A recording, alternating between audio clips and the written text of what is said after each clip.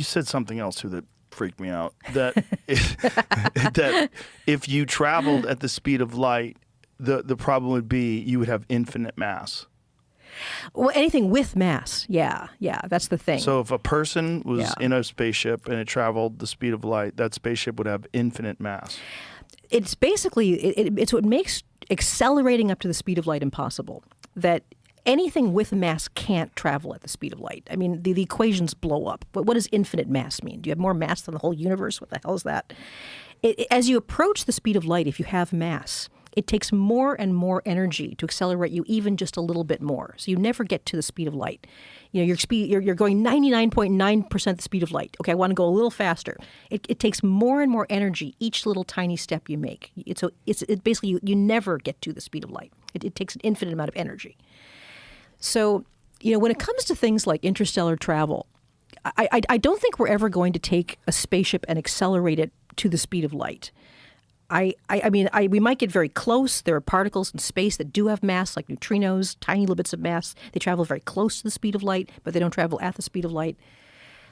But to me, you know, I think that the idea of traveling interstellar distances or even intergalactic distances, you know, the thing that starts to really get me is the question of this what is space and what is time at all, quantum entanglement. Right. Glad you brought that up. Oh, yeah. I'm going to say I hope your listeners. I don't want to get. I want people to come along with us. Oh, they're coming along. Don't yeah, worry. I don't want to say things that sound so stupid. They're like, you know, why are they saying this? So please stop me if we need some more background. This does not sound stupid in any way, shape, or form. But the idea of quantum entanglement, we should explain that to people. Yeah. And what it essentially means is that things are entangled, they're connected at regardless of the distance. Yes. And it could be an immeasurable amount of distance, like any distance. Like, yeah, literally the beginning of the universe distance, like 13.8 billion light years away distance. You're entangled with that. It's amazing because once again, let's go back to the idea that this is a real experimental fact, right? I mean, a lot of times this crazy stuff that, you know, scientists will say this stuff and people hear it, you know, for the first time and they say, well, that sounds like idiotic. That sounds stupid.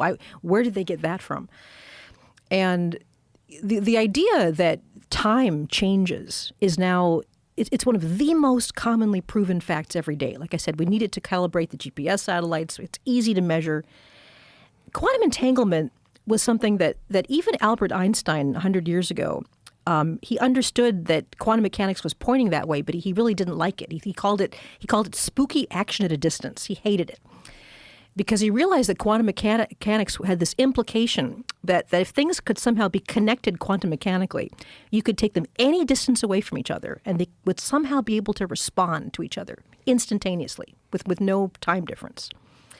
And you know, he didn't think that would ever actually happen. And then back in the mid 1990s, we started to do experiments with atoms, and we found out that it was real.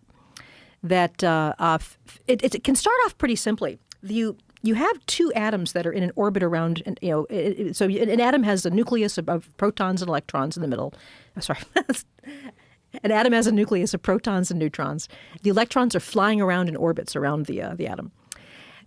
Two electrons can be in the same orbit only if they're spinning in different directions. They have an angular momentum. It's called spin.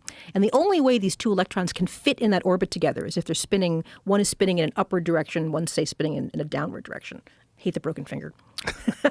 So if you take these electrons out of the atom, and you can do that, you know that they're in different spins because they had to be in that orbit together. So now you separate them. You can separate them by any distance you want. Can separate them by centimeters in a laboratory. The Chinese have done this up to the space station that they run and back. You could conceivably do it to another galaxy.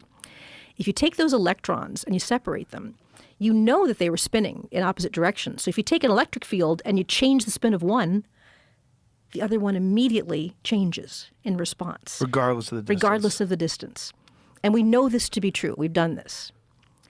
And the amazing thing is the universe is saying these two things are the same quantum mechanical system. They're basically the same object. They're connected to each other. They're entangled together.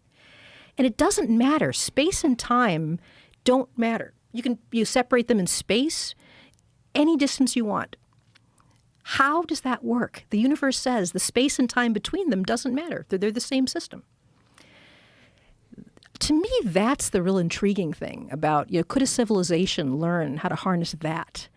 You're not really even having to worry about traveling from one part to another. Did you watch the Three-Body Problem show? Yes. Yeah.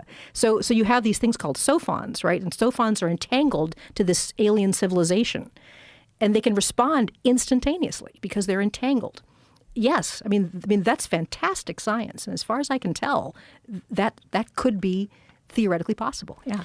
Well, that's what's bonkers, is that we are made out of all this stuff that's entangled. What's it entangled to? Is it entangled to stuff inside a black hole right now? Is it entangled to stuff that is on the other side of the universe from us?